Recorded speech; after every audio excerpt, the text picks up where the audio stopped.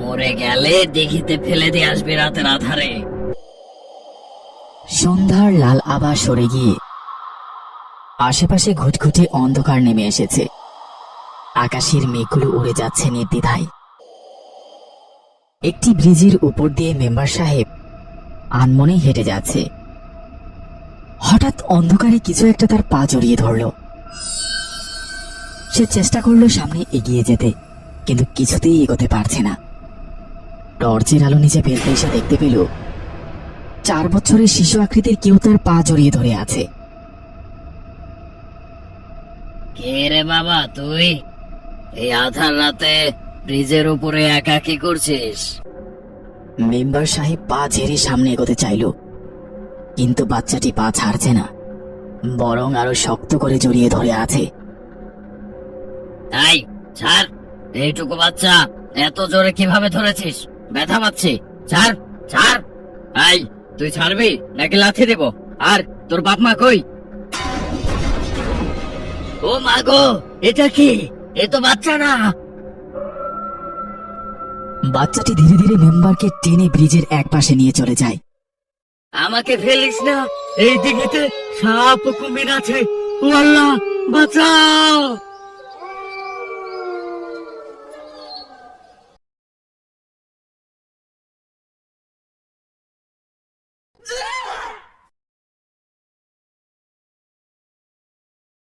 কি ব্যাপার রমেশের বাপ, আবার খারাপ স্বপ্ন দেখছেন?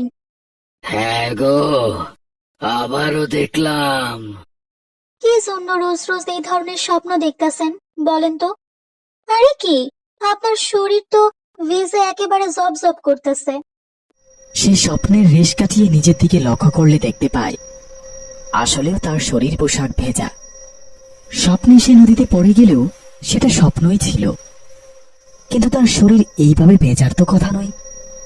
এই অদ্ভুত বিষয়গুলোর কোনো উত্তর নেই। হয়তো ঘেমে গিয়েছে, অনেক গরম পড়েছে তো, এই জন্য হয়তো। যাই, গোসলটা সেরে নেই।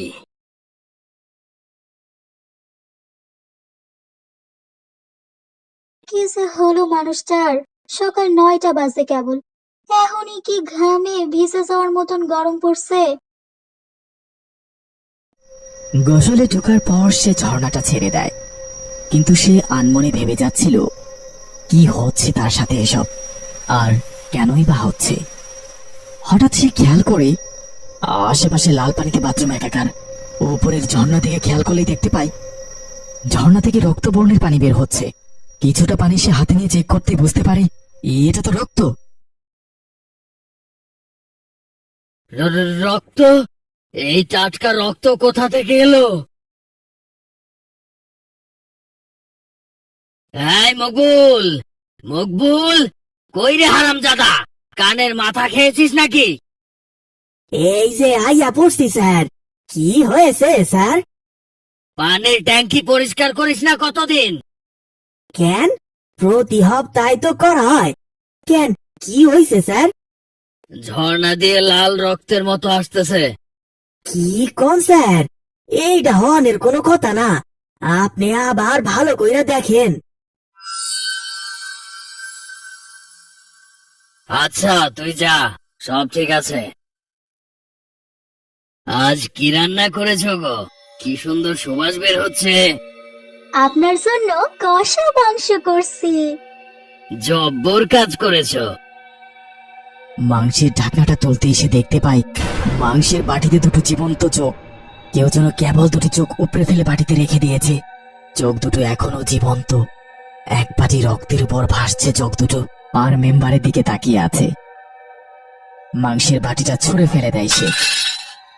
আহ! কি কি কি কি রান্না করেছো এসব তুমি? রমিজের মা, আমাকে কি তোমার রাক্ষস মনে হচ্ছে?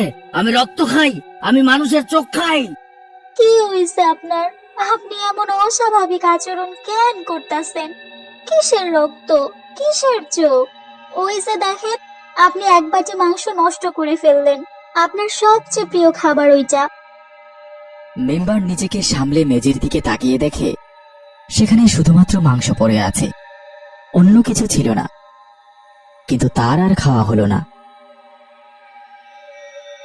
তার সাথে রোজ রোজ এমন ঘটনা ঘটতেই থাকলো। এসব এমন পর্যায়ে চলে গেল, এখন সে মানসিকভাবে ভেঙে পড়েছে।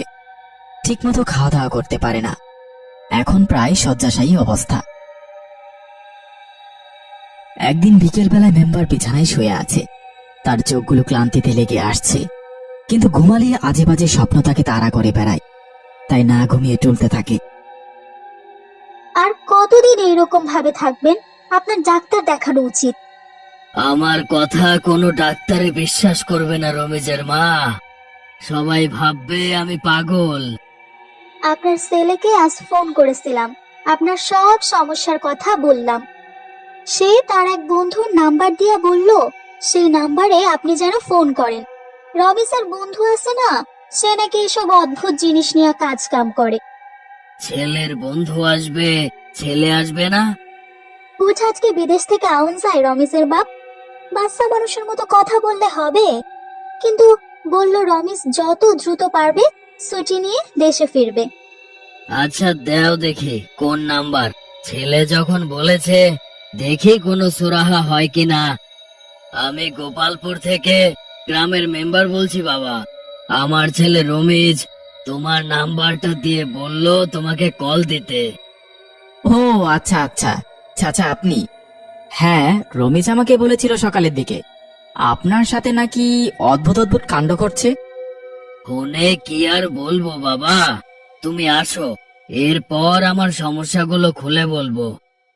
ঠিক আছে চাচা, আপনি এ নিয়ে কোনো চিন্তা করবেন না, আমি কাল সকালের মধ্যেই রওনা হয়ে যাব। আবিদ গোপালপুর গ্রামে পৌঁছে গেছে। গ্রামের মাঝ দিয়ে যাওয়ার সময় একটি ব্রিজ পার হচ্ছিল সে, কিন্তু ব্রিজটির দুপাশে সিমেন্ট আর বালি থাকলেও মাঝ বরাবর বড় বড় কয়েকটা তক্তা দিয়ে রাখা, কোন রকম চলাচলের অবস্থা করে রাখা। রেলিং এর দিকেও কিছু জায়গায় ভাঙা। গ্রামের ব্রিজের এই অবস্থা কেন? এটা তো রিস্ক, যে কোনো সময় পা পিছলে পড়ে যাবে মানুষ। আবিদ খুব সাবধানে তক্তাগুলোর উপর দিয়ে পার হয়ে যায়। আবিদ তার গন্তব্য মেম্বারের বাড়ির দিকে এগিয়ে যায়। আবিদ যখন মেম্বারের বাড়িতে পৌঁছল, তার অনেক খাতির যত্ন করা হলো। আপ্যায়ন শেষে মেম্বার তার ঘটনাগুলো আবিদকে বলতে শুরু করে।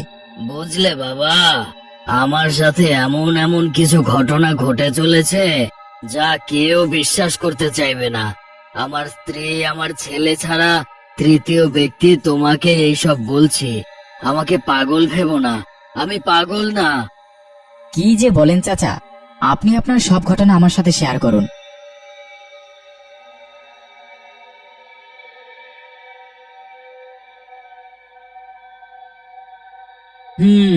বুঝতে পেরেছি, আমার তো এসব প্যারানর্মাল বিষয় বলে মনে হচ্ছে। আচ্ছা, তো আপনার সাথে কতদিন যাবত এই ঘটনাগুলো ঘটছে? এই মনে করো মাস দুয়েক হবে। আচ্ছা ঠিক আছে, আমার মনে হচ্ছে এইখানে বেশ কিছুদিন থেকে আমাকে বিষয়টা পর্যবেক্ষণ করতে হবে। বাপরে, তোমার যে কদিন লাগে তুমি থাকো। তুমি আমার ছেলের মতো। তোমার এই বাপের বয়সী বৃদ্ধকে বাঁচাও রে বাপ। চাচা, আমি তো আছি, আপনি একদম চিন্তা করবেন না, আমি তো এখানেই আছি। আজ বরং আপনি একটু ঘুমানোর চেষ্টা করুন। মিটিং শেষে আবিদকে একটি রুমে থাকতে দেওয়া হয়। আবিদ তার রুমে ভাবতে ভাবতে পায়চারি করছে। অন্যদিকে আবিদের কথায় নিশ্চিন্ত হয়ে মেম্বার একটু ঘুমানোর চেষ্টা করছে। একজন চোখহীন লোক এসে মেম্বারকে ঘুম থেকে জাগিয়ে তোলে। লোকটির হাতে একটি ছুরি। মেম্বার চোখ খুলতেই সামনে সেই বিভৎস লোকটিকে দেখতে পায়। চোখের জায়গাটা একদম ফাঁকা, রক্ত গড়িয়ে পড়ছে অনবরত, মুখে একটি শয়তানের হাসি। লোকটি মেম্বারের চোখের দিকে ছুরি নিয়ে সজোরে আঘাত করতে যাবে। আমাকে ছেড়ে দে, আমার চোখ এটা। আমাকে ছেড়ে দে, আমার চোখ এটা। আমাকে ছেড়ে দে, আমার চোখ এটা। আবিদ এসে দেখতে পায় মেম্বার দুহাত দিয়ে তার চোখগুলো ঢেকে রেখেছে আর বারবার একই কথা বলছে। আমার চোখ নষ্ট করিস না, আমাকে ছেড়ে দে। কি হয়েছে চাচা আপনার? তার জ্ঞান ফিরে, সে বুঝতে পারে সে স্বপ্ন দেখছিল। আবারও স্বপ্ন দেখলাম। তুমি যাও, ঘুমাও। মনে হচ্ছে মৃত্যু ছাড়া এই স্বপ্ন আমার পিছু কখনোই ছাড়বে না। সে তার স্বপ্নের কথাগুলো এবার আবিদকে খুলে বলে। চাচা, সব ঠিক হয়ে যাবে, আপনি তো চিন্তা করবেন না। আমি আর ঘুমাবো না যতদিন না তুমি এসব সমাধান করতে পারছো। আমি বাজে স্বপ্ন দেখতে দেখতে হাঁপিয়ে গেছি। ঠিক আছে চাচা, আমি কালকের মধ্যেই এর কারণ খুঁজে বের করব, কথা দিলাম। মেম্বারকে আবিদ কথা দিয়ে তার নিজের রুমে গিয়ে শুয়ে পড়ে। হঠাৎ সে লক্ষ্য করে তার রুমে একটি ছোট্ট ছেলে এসেছে। কে তুমি? এই ছেলে, কে তুমি? এখানে কি করছো?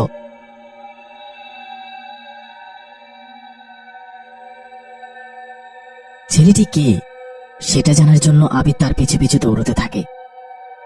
ছেলেটি তার গুটি গুটি পায়ে দৌড়চ্ছে, কিন্তু আবিদ এত জোরে দৌড় করেও তাকে ধরতে পারছে না, তার পিছিয়েই পড়ে থাকছে।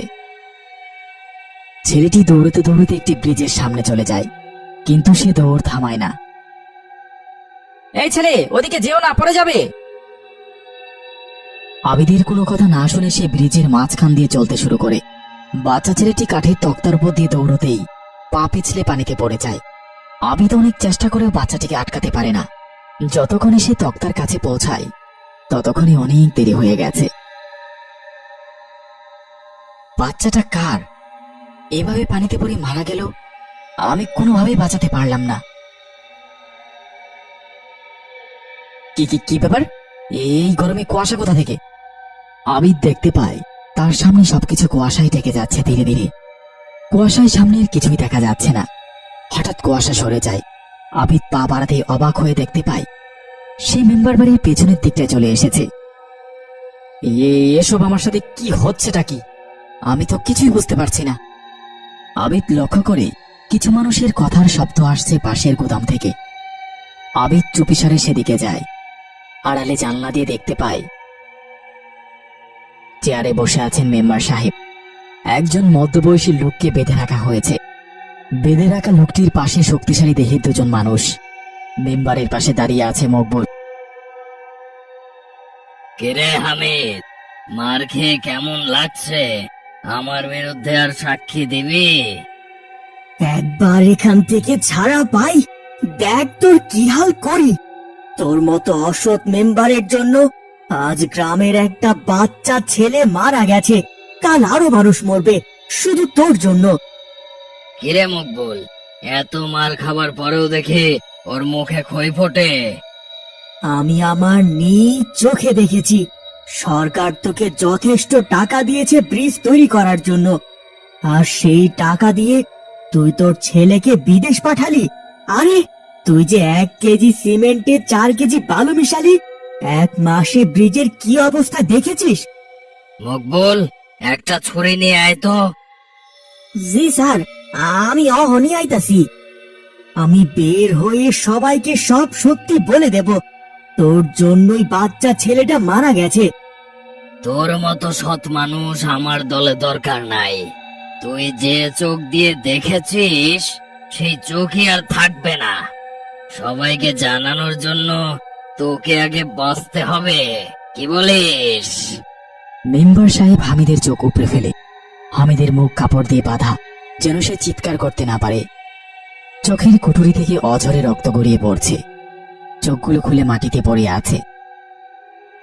ও না মরা পর্যন্ত এভাবেই থাকতে দে, মরে গেলে দিঘিতে ফেলে দিয়ে আসবি রাতের আধারে।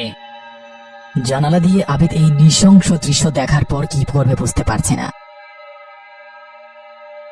বাবা, ও বাবা, আবিদ, বেলা গড়ায় যাচ্ছে, সকালের খাবার চা খায় নাও তো। হঠাৎ ফাতেমার ডাকে তার ঘুম ভেঙে যায়। আবিদ বুঝতে পারে এতক্ষণ সে স্বপ্ন দেখছিল, আর এই স্বপ্নের সাথে মেম্বারের স্বপ্নের মিলও খুঁজে পায়। কেন একটা বাচ্চা তাকে তাড়া করে বেড়ায়? কেন কেউ ছুরি নিয়ে আক্রমণ করতে আসে তাকে? আবিদ চিন্তিত হয়ে রুম থেকে বেরিয়ে আসে। আচ্ছা, চাচা কোথায়? সে তো তার রুমেই আছে। আবিদ আর কোনো কথা না বলে মেম্বারের কাছে চলে যায়। কি হয়েছে বাবা? তোমার চোখ মুখ অমন ফ্যাকাশে কেন লাগছে? চাচা, আমি আপনার সমস্যার কারণ জেনে গেছি। কি কারণ বলো বাবা।